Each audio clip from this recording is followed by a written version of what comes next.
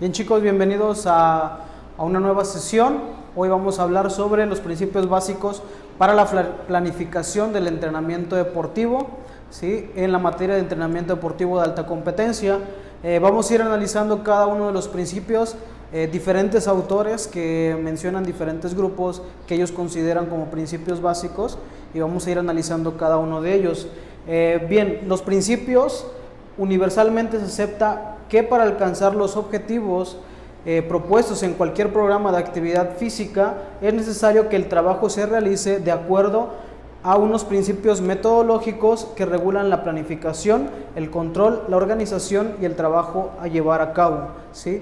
Todo proceso de entrenamiento metodológico se va a basar en diferentes reglas o en diferentes principios básicos, son los que vamos a analizar, ¿sí? ¿Cuáles van a ser estos principios? ¿Sí? En qué se van a derivar y hacia dónde van a llegar para cumplir el objetivo general de nuestro trabajo de entrenamiento deportivo. Navarro menciona un principio es una base o fundamento en el que se apoya una materia o un área de conocimiento. En nuestro caso, en el área del deporte, se conocen como principios básicos del entrenamiento, ¿sí? Son las máximas leyes de validez genérica por la que se rige sistemáticamente el proceso de desarrollo de la condición física, garantizando su correcta aplicación, ¿sí?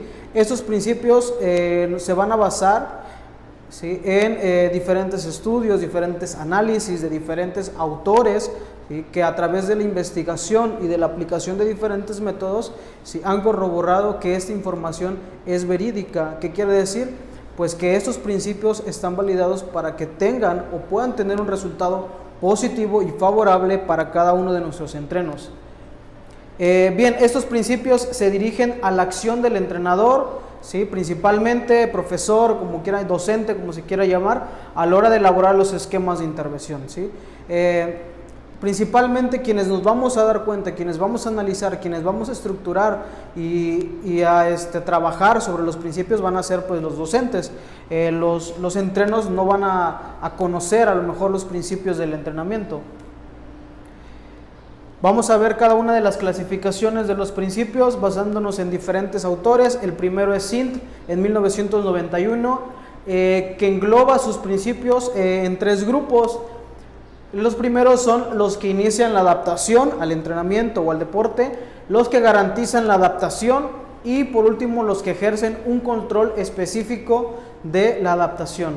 Navarro en el 94 clasifica los principios de la siguiente manera: principios biológicos, ¿sí?, que son los que afectan a los procesos de adaptación orgánica del deportista, todo lo que tiene que ver con el organismo, músculos, hueso, articulaciones, circulación sanguínea, etcétera, va a referirse a los principios biológicos. Y los principios pedagógicos dice que los que de alguna manera incluyen la metodología empleada durante el proceso de entrenamiento. ¿Qué tipo de metodología estamos utilizando para poder desarrollar o aplicar esas sesiones, esas clases? Primero, para poder convertirlas en una sesión, qué actividades, qué dinámicas, qué herramientas estamos utilizando para poder llegar al objetivo en la parte pedagógica. Y vamos a analizar los principios que menciona Navarro, que dividen estos dos grupos, biológicos y pedagógicos, son los que vamos a estar analizando. En cuanto a los principios biológicos, como ya lo mencionábamos, ¿sí?, esos principios orientan sobre cómo aplicar las cargas de entrenamiento teniendo en cuenta las leyes de la biología y de la fisiología de ejercicio relacionados con la adaptación del organismo al ejercicio. Esos principios van a ser indispensables, los biológicos, para que pueda tener un buen desarrollo el atleta. Si solamente yo pongo a entrenar a una persona sin basarme en estos principios, no va a tener una evolución, no va a tener una adaptación y no va a tener buenos resultados. Esos principios son la base de todo el entrenamiento deportivo. Cualquier deporte, cualquier tipo de deporte, cualquier entrenamiento, sea con peso, sin peso, cualquier tipo de entrenamiento físico deportivo se va a basar en estos principios. Y bien, el primero es el principio de la unidad funcional. ¿A qué se refiere este principio? Bueno, no podemos olvidar que la aplicación de una carga, recuerden que llamamos carga al estímulo que nosotros le estamos dando al atleta para realizar la ejecución de algún movimiento o de algún ejercicio. Puede ser en tiempo, puede ser en repeticiones, puede ser en peso, ¿sí? No podemos olvidar que la aplicación de una carga concreta puede estar incidiendo positivamente en una cualidad, ¿sí? Si yo, mi carga de trabajo van a ser repeticiones de lagartijas, ¿sí? La forma en que yo cómo vaya colocando las series, las repeticiones, en qué días voy trabajando la fuerza en brazos, ¿sí?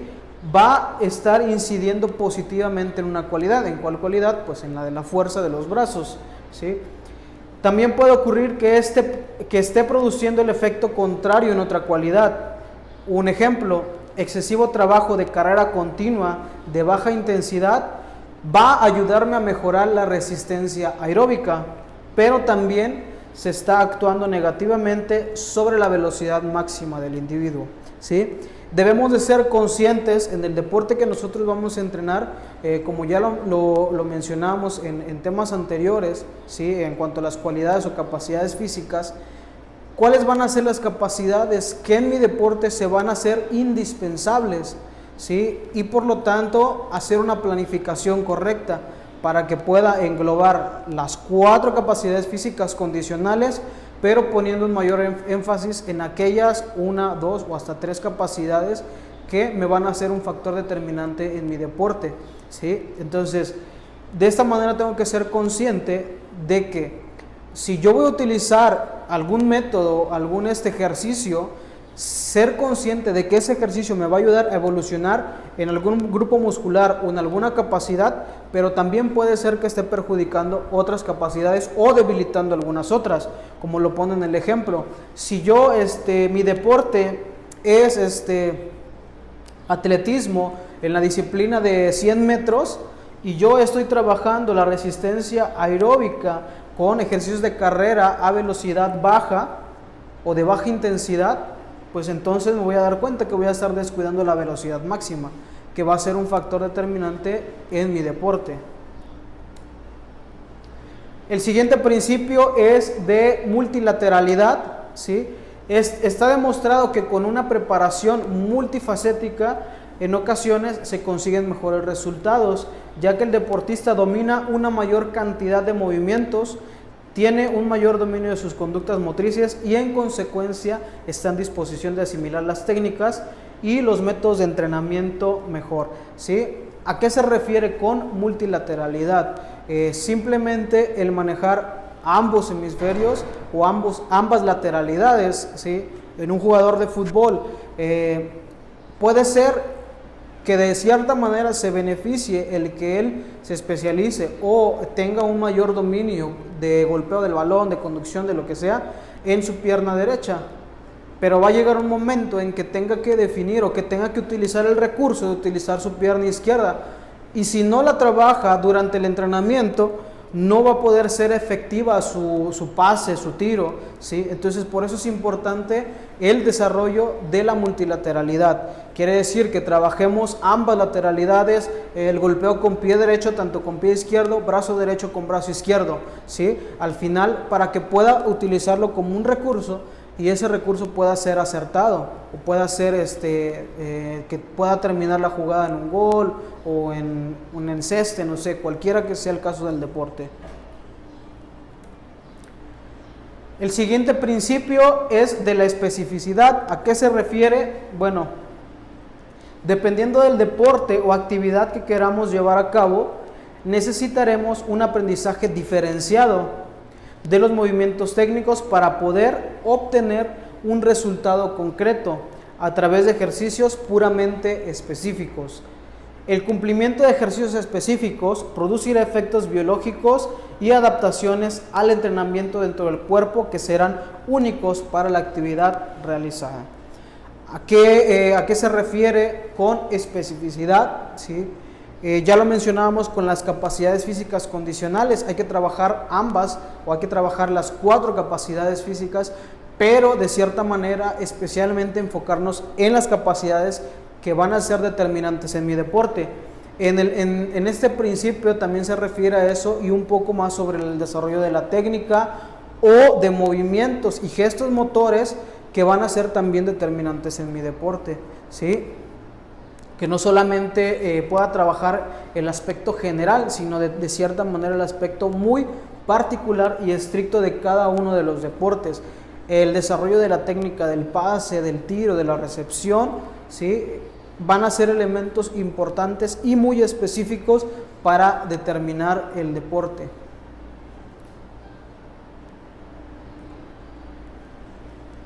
Bien, el principio de la sobrecarga, que es uno de los elementos más importantes del entrenamiento deportivo y que va a ser parte determinante en a lo mejor que llegue o que se pueda lesionar a algún deportista por este elemento que es la sobrecarga, ¿sí?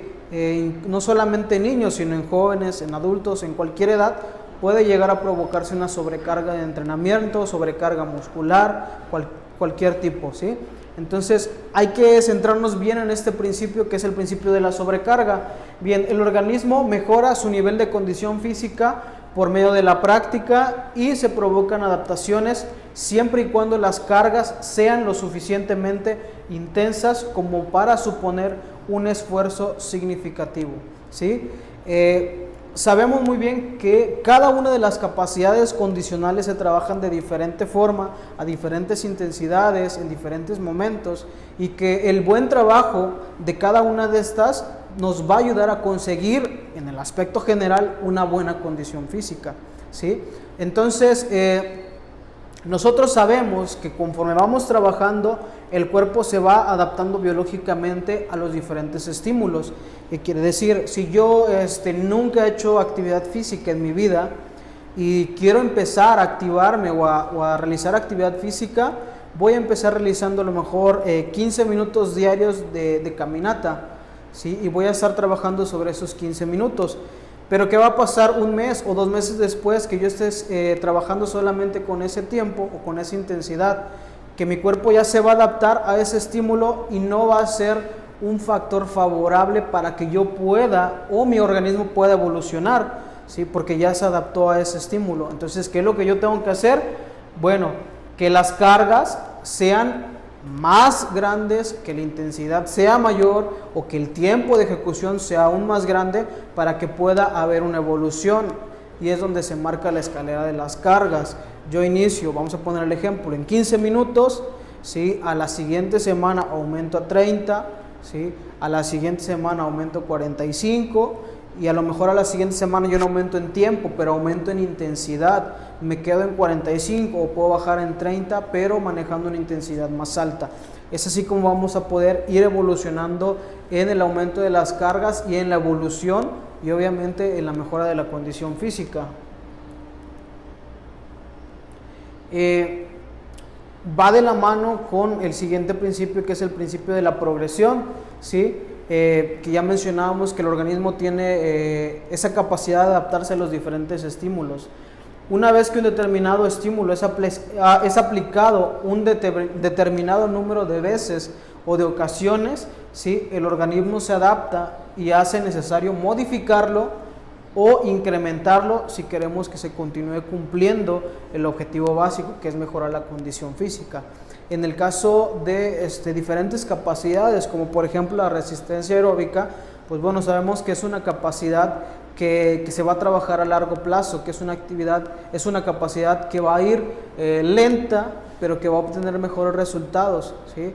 En cambio, la capacidad de velocidad es una de las que más rápido se pierde, por lo tanto sabemos que la debemos de trabajar muy constante en periodos pequeños, porque tiene un desgaste mayor que cualquier otra de las otras capacidades, ¿sí? Entonces cada capacidad se va a trabajar de manera diferente, pero siempre analizando que para que haya una evolución debe de haber una progresión, ¿sí? Que yo voy aumentando mis cargas, mis intensidades o el tiempo de ejecución para que pueda haber una buena condición. El siguiente principio es el principio de la continuidad, ¿sí? Este principio se basa principalmente en que toda actividad física, obviamente, sea continua, ¿sí? Que no dejemos de hacer de hacer ese ejercicio o ese desarrollo que nosotros estamos llevando a cabo, ¿sí? Cuando se interrumpe el entrenamiento, se pierde rápidamente el nivel conseguido. La observación, la experiencia y los avances, ¿sí?, en fisiología han demostrado que todo esfuerzo que se interrumpa por un periodo prolongado no crea ni un hábito ni puede entrenar, ¿sí? Entonces, va de la mano con el principio de la progresión. Debe de haber una continuidad en el ejercicio. Si yo estoy realizando constantemente, a lo mejor no diario, pero sí cada tercer día o cada 2 días voy haciendo la actividad física, entonces debemos de tener esa continuidad para que pueda haber una evolución y para que no se corte el avance de cada una de las capacidades. El siguiente principio de la individualización es uno de los más importantes a mi consideración, porque si bien sabemos, cada persona es muy diferente en todos sus aspectos, desde el pensamiento, desde la forma de actuar, de las capacidades que tiene, de la adaptación que va recibiendo, el metabolismo, etc. Cada persona se constituye de manera diferente y por eso es que este para mí es uno de los principios más importantes, porque cada individuo va a percibir de manera diferente cada uno de los estímulos, ¿sí? Y no quiere decir que si yo tengo un grupo de 30 o 40 alumnos, voy a planificar individualmente o voy a hacer 40 planeaciones para poder trabajar de manera diferente. No es así. Nosotros tenemos una planificación general y dentro de esa planificación, que es el desarrollo de mi actividad, ¿sí?, voy a tratar de ir agregando pequeñas individualidades en cada una de las personas. Va a ver que, por ejemplo, si yo estoy trabajando con un grupo de fútbol, que son alrededor de 22 a 25 personas quienes están entrenando, pues dentro de ese grupo de personas voy a trabajar la individualización, porque lo puedo hacer desde su posición de juego, voy a trabajar diferente con los defensas, con los medios, con los delanteros, con los porteros, ¿sí? Pero también en cada una de las áreas con los defensas voy a trabajar de diferente manera, porque uno es lateral izquierdo, el otro es lateral derecho, el otro es central. Entonces, en todas y cada una de las personas, en el desarrollo de su deporte, siempre debe de haber una individualización en el entrenamiento, ¿sí? Y esta es la parte más importante para mi consideración. El siguiente principio es el principio de la variedad, ¿sí? Este principio nos dice que para retrasar o romper el estancamiento en la capacidad de mejora del deportista debemos sorprender al organismo provocando cambios en el tipo de ejercicio, en los volúmenes e intensidades de esfuerzo o en cualquiera de los factores que afecten el proceso de adaptación. Parte importante del crecimiento y el desarrollo de nuestras capacidades es que hay una variedad en la ejecución de los diferentes ejercicios. Voy a poner un ejemplo. Si yo, para desarrollar la fuerza muscular en los brazos, utilizo siempre lagartijas, donde sabemos que diferentes músculos se incorporan, ¿sí? No va a haber un avance en cuanto a la variedad de mis ejercicios. Una, porque lo voy a hacer más monótono, más aburrido, y la otra porque en cada ejercicio, en cada movimiento, se van a desarrollar ciertos músculos muy específicos. Puede ser que en las lagartijas esté desarrollando, incrementando el tríceps, el bíceps, ¿sí? Pero si yo cambio mi ejercicio, que estoy trabajando ejercicios de fuerza en brazos, por un trabajo en mancuernas o por barras, ¿sí?, voy a trabajar diferentes músculos, no solamente los que se involucran en el brazo, como son bíceps, tríceps, ¿sí? Voy a trabajar a lo mejor pecho, espalda, ¿sí? Entonces, por eso es importante la variación o la variedad en cada uno de los ejercicios. De igual manera en el desarrollo de la técnica, si yo siempre voy a estar trabajando con pases al frente con mi compañero, coloco a mi compañero al frente, yo me coloco frente a él y estoy dando pases y pases y pases, voy a mecanizar bien ese movimiento al frente, pero ¿qué va a pasar cuando tenga que dar un pase bombeado o un pase largo o un pase hacia mi derecha o hacia mi izquierda? Entonces, por eso debe de haber una variación en cuanto a los ejercicios para que pueda haber el desarrollo de la capacidad en diferentes situaciones o en diferentes, a lo mejor, grupos musculares que pueda ejercitar. El siguiente principio es el principio de recuperación, ¿sí? Y esta es una de las partes más importantes del ejercicio porque es donde va a haber un avance muscular. No es en el trabajo, sino en el descanso donde se hace el avance o el desarrollo muscular, ¿sí? Bien, después de una carga de entrenamiento, la capacidad del organismo evolucionará de una manera sistemática que permite distinguir 4 etapas: disminución de la capacidad, restauración, supercompensación y estabilización a un nivel próximo al de partida y aún ligeramente superior, ¿sí? Volvemos a lo mismo, la escalera de las cargas. Si yo parto de cualquier elemento, ¿sí? O ejercicio o actividad o grupo muscular y voy en aumento, voy a ir avanzando hacia adelante o hacia arriba, ¿sí? Y si yo rompo con el esquema de descanso y evolución, pues voy a retroceder en vez de avanzar, porque es en el descanso en donde el músculo se regenera, reposa y puede volver a estar listo para diferentes ejercicios. Bien, y continuamos con los principios pedagógicos. Todos los que mencionamos fueron los principios biológicos y ahora vamos a pasar a los principios pedagógicos.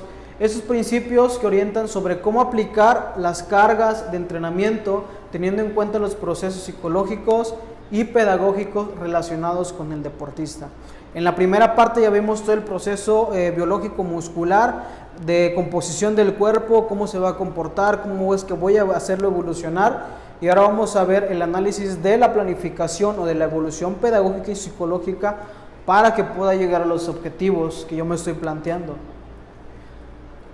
El principio de la participación activa y consciente en el entrenamiento, ¿sí?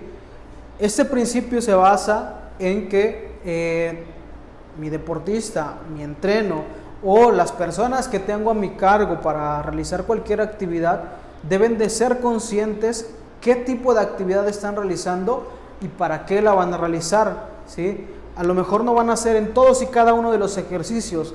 Si yo voy a poner 30 ejercicios, los 30 tengo que explicar para qué me va a servir. A lo mejor no todos, pero sí al inicio de mi sesión, de mi clase, puedo dar una introducción de qué es lo que se va a ver y para qué me va a servir. Entonces es parte importante hacer consciente al alumno, primera para que él tenga un interés en aprender en esa clase, ¿sí? Y segunda para que él sea consciente de lo que va a realizar y le pueda poner un poco más de empeño en cada una de las actividades, ¿sí? Es un error del entrenador o del docente enseñar o entrenar por simple repetición, sin saber sus alumnos por qué hacen tal o cual tarea, ¿sí? Los alumnos deben elaborar conscientemente la tarea a desarrollar, deben saber lo que están haciendo, cómo lo están haciendo y para qué lo están haciendo. El principio de transferencia, ¿sí? También puede ser clasificada como lateral o vertical. Hablamos de transferencia lateral cuando un individuo es capaz de ejecutar una tarea similar y del mismo nivel de complejidad, como consecuencia de haber aprendido otra previamente. Decimos que existe transferencia vertical cuando los aprendizajes realizados en el pasado son de aplicación útil a tareas similares, pero más avanzadas o complejas, la conducción del balón. En esta parte, ¿sí?, de la transferencia se refiere básicamente a que todos los conocimientos que nosotros hemos adquirido a lo largo del tiempo, desde nuestra infancia, ¿sí?, hasta en la etapa en la que estemos, van a ayudar y van a ser colaboradores del desarrollo de ciertas habilidades y destrezas para el deporte que estamos aplicando. Por ejemplo, en la conducción del balón, ¿sí?, obviamente nosotros para poder realizar la conducción de manera correcta, primero debimos de aprender a haber hecho una habilidad que es una habilidad básica, que es el caminar. ¿Sí? Obviamente, ¿por qué? Porque la conducción se trata de hacer un recorrido o de un traslado, en este caso del balón, ¿sí? De un punto A a un punto B.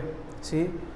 ¿Cuál es el principio o la habilidad motora básica? Pues la caminata, el caminar, ¿sí? Entonces, todas esas capacidades y habilidades y destrezas que nosotros hemos aprendido las vamos a utilizar y van a ser medios para poder realizar una actividad más compleja o puede ser a lo mejor del mismo nivel, ¿sí? Y se le llama principio de transferencia. Transferir los conocimientos adquiridos automáticamente en mi infancia, en mi adolescencia, transferirlos a actividades o destrezas mucho más complejas. La conducción del balón puede ser un elemento más sencillo, pero en el caso de a lo mejor de un gimnasta, que son elementos mucho más complejos, ¿sí? Todos esos elementos los voy a utilizar para realizar movimientos o ejecuciones mucho más complejas.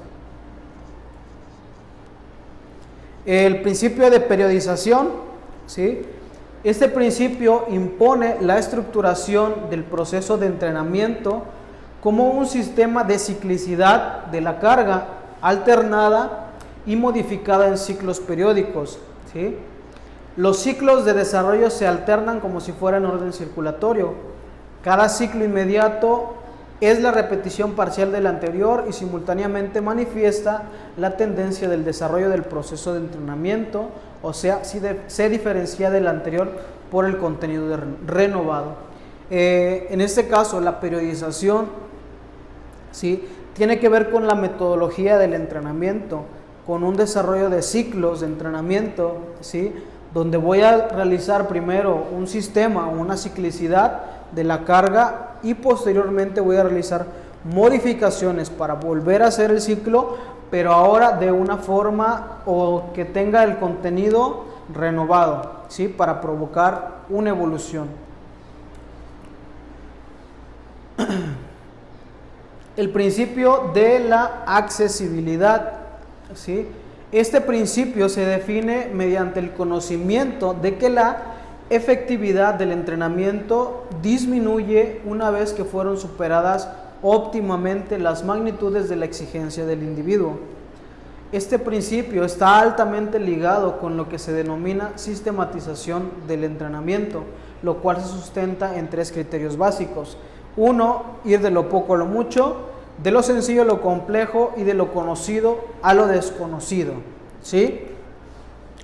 En este principio se basa en la forma en que yo cómo voy a desarrollar cada una de las capacidades para el logro de mi objetivo. Aquí menciona 3 criterios básicos, ¿sí?, que en forma general van a ir de lo más pequeño hacia lo más grande, de lo más sencillo hacia lo más complejo. Entonces, en la primera parte de mi introducción al entrenamiento, ¿sí?, si voy apenas a iniciar un torneo o un entrenamiento largo, voy a iniciar con las partes más sencillas, ¿sí? Yo puedo tomar en consideración que todos van a iniciar apenas en el entrenamiento, que tuvieron descanso, que sus capacidades no están en su máximo nivel. Y para poder yo llegar a la fecha que yo quiero, a tenerlos en su máximo nivel, tengo que empezar de lo poco a lo mucho, del trabajo más sencillo hacia el más complejo, para que yo pueda tener un mayor rendimiento, ¿sí? Deben evitarse tanto las exigencias bajas como las sobreexigencias. Bien, este tema ha sido todo sobre los principios básicos para la planificación del entrenamiento. Cada uno de estos principios les van a ser útiles para la hora de planificar y a la hora de ejecutar cada una de sus planificaciones, y que puedan obtener los mejores resultados en cada uno de los deportes en los que se enfoquen o puedan desarrollar. Muchas gracias.